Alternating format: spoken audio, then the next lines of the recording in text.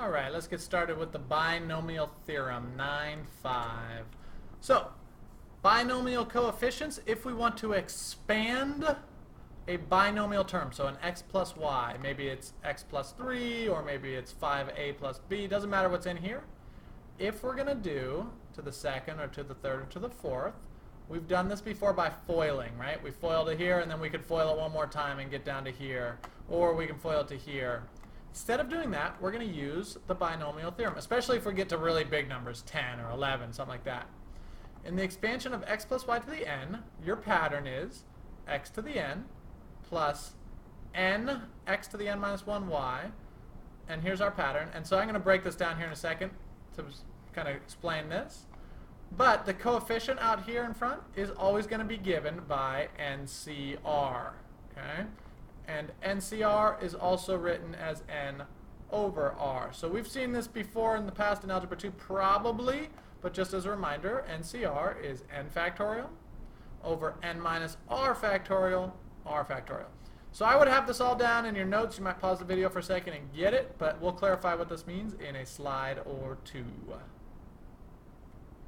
Okay, so let's look at an example here. So 8c2, 8 factorial over, subtract them, 6 factorial times 2 factorial, 8 times 7, and then we can stop because then it's going to be 6, 5, 4, 3, 2, 1. But the 6 down here is also 6, 5, 4, 3, 2, 1. So those will cancel. You still have the 2 factorial in the denominator, 2 times 1. You can cancel that. 8 divided by 2 is 4, times 7 is 28. All right? So that's how it'll work for all of these. Just notice that 10 over 3 is the same as saying 10c3. All right? Try 5c3.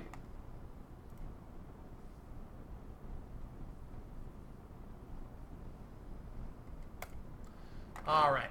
Find each binomial coefficient. Exact same question, just being asked differently. All right, so these are going to be coefficients in the front of every single term. So 7c3, again 765, we would stop, and then 3, 2, 1 in the denominator.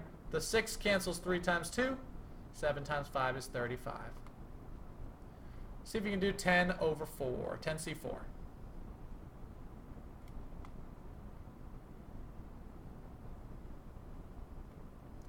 All right, so let's introduce Pascal's triangle. So this pattern always is going to have 1s on the outside, and then to fill in the middle, you add the 2 terms above. So 1 plus 1 is 2.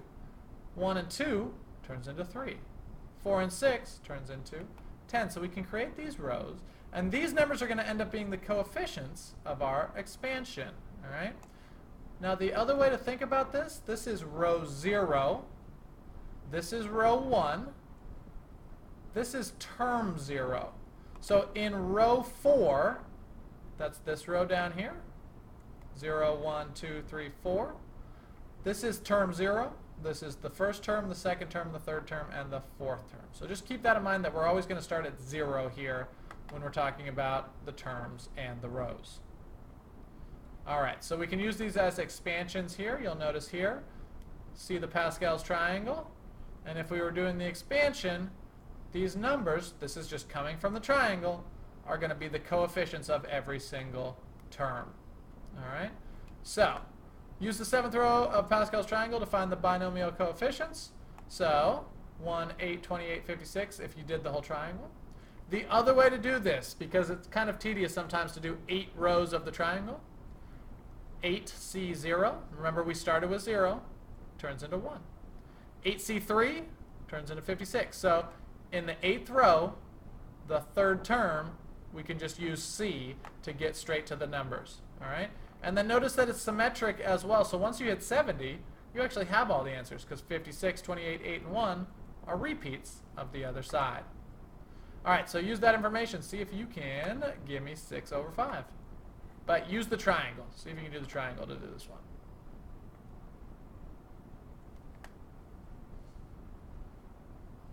So 6th row, and notice that it's the 6th row. It's going to start with the 6 here. 5th row, the 5's in there. So you know you're in the 6th row if the second number in.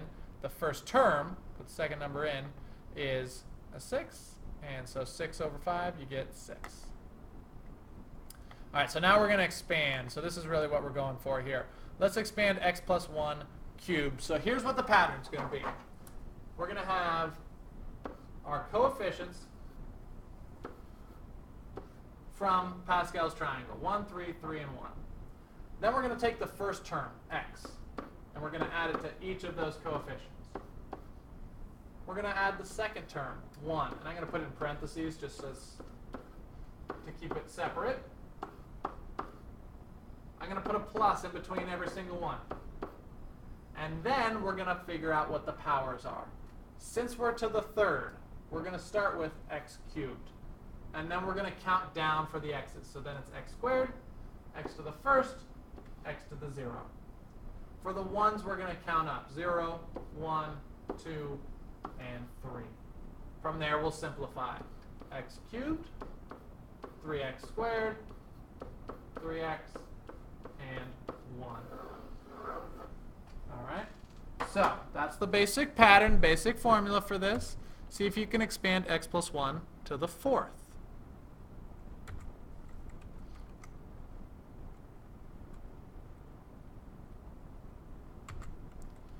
Alrighty, so we're going to now have 2x minus 3 here. Little trickier here because here's the thing. Here's the pattern. 1, 4, 6, 4, and 1. Since it was a negative 3 out here, it's going to start alternating. Negative and then positive and negative and positive because negative 3 to the first is negative 3. So the negative comes out front. But negative 3 squared is still a positive. Now, here's the important thing. Don't get tripped up on this. This 4 distributes into the 2. So it's 2 to the fourth and x to the fourth. So we get 16x to the fourth.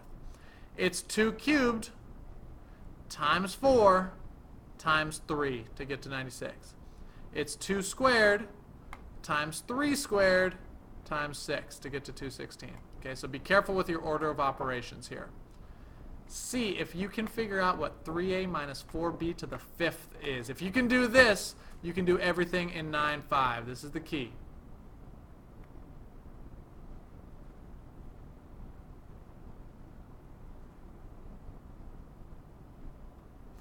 All right.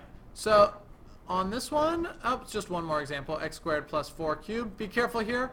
X squared is your first term, so x squared cubed is x to the sixth.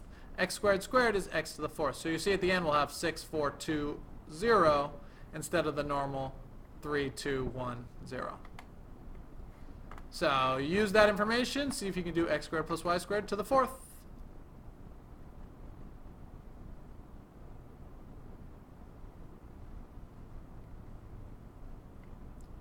All right, last one I believe here. Find the sixth term. So sometimes you don't need to expand the whole thing.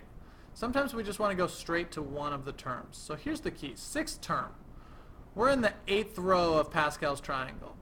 So we know our coefficient is going to be 8, C, and then we're not sure yet on this 5. So here's how I would walk through this one.